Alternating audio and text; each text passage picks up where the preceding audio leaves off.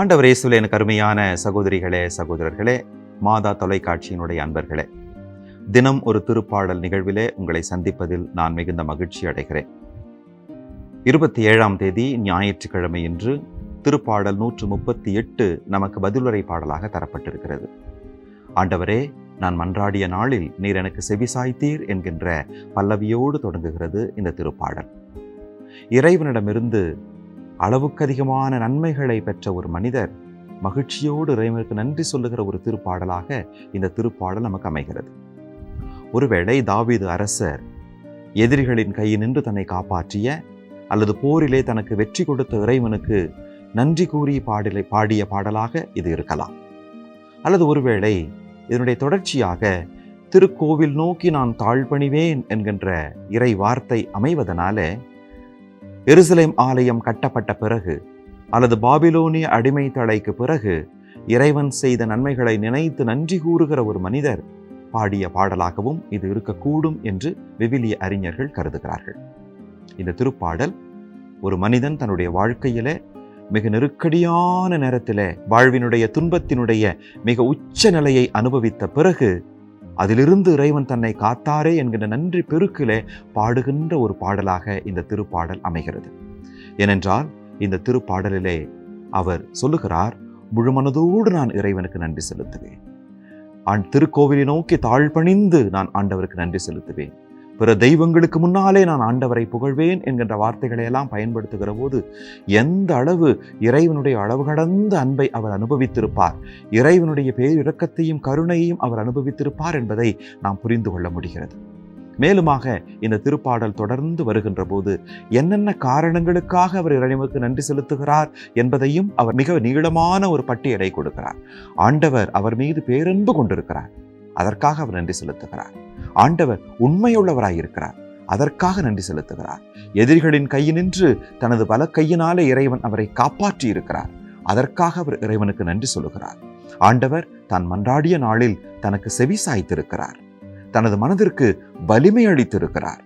மேலும் இறைவன் உன்னதத்திலே மிக உயர்ந்த நிலையிலே இருந்தாலும் நலிவுற்ற நிலையில தாழ்நிலையிலே இருக்கிற தன்னை கண்ணோக்கி எதிரிகளின் கையினின்று தன்னை காப்பாற்றி இருக்கிறார். இத்தனை அற்புதமான காரியங்களை இறைவன் செய்து இருப்பதனாலே இந்த திருப்பாடலின் ஆசிரியர் இறைவனுக்கு மனமுவந்து நன்றி பெருக்கோடு மிகுந்த மகிழ்ச்சியோடு தனது உள்ளத்தின் ஆழத்திலிருந்து அவர் நன்றி செலுத்துவதை நாம் பார்க்க முடிகிறது.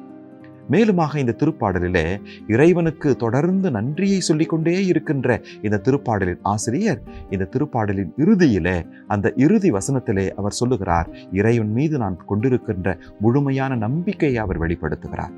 இறைவன் அவர் வாக்களித்த அனைத்தையும் செய்து முடிப்பார் என்கிற நம்பிக்கையை இந்த திருப்பாடலின் ஆசிரியர் வெளிப்படுத்துகிறார். எனவே இறைவன் தனக்கு என்னெல்லாம் வாக்களித்திருப்பாரோ அதையெல்லாம் தனக்கு செய்து முடிப்பார் என்கிற நம்பிக்கையை வெளிப்படுத்துகிற போது, ஆண்டவரே, உமது கைவினை பொருளாகி என்னை கைவிட்டு விடாதேயும் என்கின்ற ஒரு மன்றாட்டையும் வைக்கிறார். இறைவன் ஒரு குயவன் என்று நாம் எண்ணிக்கொண்டோம்னால் அந்த குயவன் தன்னுடைய கையிலே வைத்துக்கொண்டு பானையை வனைவது போல தனது கைவினை பொருளாகி இந்த மனிதனை இறைவன் தனது அருள் நிலைக்கு ஏற்ப வனைந்திருக்கிறார், அவரை பாதுகாத்திருக்கிறார், அவரை பல்வேறு நெருக்கடியினின்று காப்பாற்றி இருக்கிறார், அவருக்கு வாழ்வை கொடுத்திருக்கிறார், அவருக்கு வளத்தை கொடுத்திருக்கிறார், அவருக்கு ஆசீர்வாதங்களை பொழிந்திருக்கிறார். இத்தனையும் நினைத்து பார்த்து, ஆண்டவரே, நான் உமது கைவினை பொருள், நீர் உருவாக்கிய பொருள், நீர் விரும்புகிறபடியெல்லாம் என்னை பயன்படுத்தி கொள்ளும், ஆனால் என்னை கைவிட்டு விடாதேயும் என்கின்ற நம்பிக்கையையும் இந்த திருப்பாடலின் ஆசிரியர் இந்த திருப்பாடலின் இறுதியிலே வெளிப்படுத்துவதென்பது இறைவன் மீது அவர் கொண்டிருக்கின்ற நம்பிக்கையினுடைய ஆழ்ந்த நம்பிக்கையினுடைய ஒரு வெளிப்பாடாக நமக்கு அமைகிறது. விடுதலை பயண புத்தகம் 14ஆம் அதிகாரம் 13, 14 ஆகிய இறை வார்த்தைகளில் செங்கடலின் முன்னாலே இஸ்ரேல் மக்கள் நின்று கொண்டிருக்கிறார்கள். முன்னால் கடல் இருக்கிறது, பின்னால் எகிப்தியரின் படை அவர்களை துரத்தி கொண்டு வருகிறது. எகிப்தியர் கையினின்று தப்பிவித்து இங்கே நாங்கள் சாவதற்காக எங்களை அழைத்து வந்தீர் என்று அவர்கள் மோயிசனை நோக்கி கதறுகின்ற போது மோயிசன் அவர்களை பார்த்து சொல்லுவார், இறைவன் சொல்லுகிற இந்த வார்த்தைகள், எதற்காக நீங்கள் கலங்குகிறீர்கள்? இன்றைக்கு நீங்கள் பார்க்கிற இந்த எகிப்தியர்களை இனிமேல் நீங்கள் பார்க்க போவதே கிடையாது. ஆண்டவர் தாமே உங்களுக்காக போராடுவார், நீங்கள் நின்று வேடிக்கை பாருங்கள் என்கின்ற அந்த வார்த்தை இறைவன் எத்தகைய துன்பங்களுக்கு நாம் ஆளாகின்ற போதும், வாழ்வின் எத்தகைய நெருக்கடிகளுக்கு நாம் உள்ளாகின்ற போதும் இறைவன் நமக்காக போராடுகிறார், இறைவன் நம்மை பாதுகாக்கிறார், இறைவன் நம்மை அரவணைத்துக் கொள்கிறார் என்கின்ற நம்பிக்கையின் செய்தியை, மகிழ்ச்சியின் செய்தியை நமக்கும் கொடுக்கிறது. ஆண்டவரே, இயேசுவின் அருமையானவர்களே, வாழ்விலே பல்வேறு விதமான நெருக்கடிகள், பல்வேறு விதமான போராட்டங்கள், பல்வேறு விதமான தொல்லைகள், துயரங்கள், வேதனைகள், வருத்தங்கள், இத்தனைக்கு நடுவிலே நாம் கலங்கி தவிக்கின்ற போது இந்த திருப்பாடலின் ஆசிரியரை போல ஆண்டவரே என்னை கைவிட்டு விடாதேயும் என்ற நம்பிக்கையோடு நாம் அன்றாட முடியும். ஆண்டவர் என்னை கைவிட மாட்டார் என்கின்ற நமது ஆழ்ந்த விசுவாசத்தை நம்மால் வெளிப்படுத்த முடியும். மேலுமாக இறைவன் நம்மை வழிநடத்துகிறார், நம்மை பாதுகாக்கிறார் என்கின்ற நன்றி பெருக்கிலே இறைவனுக்கு நாம் நன்றி செலுத்த முடியும். கண்களை மூடி ஒரு நிமிடம் ஜெபிப்போமா? எங்கள் அன்பின் பரலோக பிதாவே, இந்த நாளுக்காக, இந்த புதிய வாரத்திற்காக உமக்கு நன்றி சொல்லுகிறோம் ஆண்டவரே.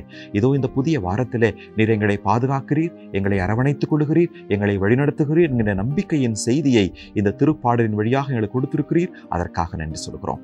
கடந்த வாரம் முழுவதும் நீர் எங்களுக்கு செய்த எல்லா நன்மைகளுக்காகவும் நன்றி சொல்கிறோம். இந்த புதிய வாரத்திலே உமது அருட்கரத்திலே, உமது அருட்துணையிலே எங்களுடைய வாழ்வின் ஒவ்வொரு செயல்களும், ஒவ்வொரு வார்த்தைகளும் உமது வார்த்தைகளாக, உமது செயல்களாக அமைய எங்களுக்கு அருள் தாரும். ஆமென்.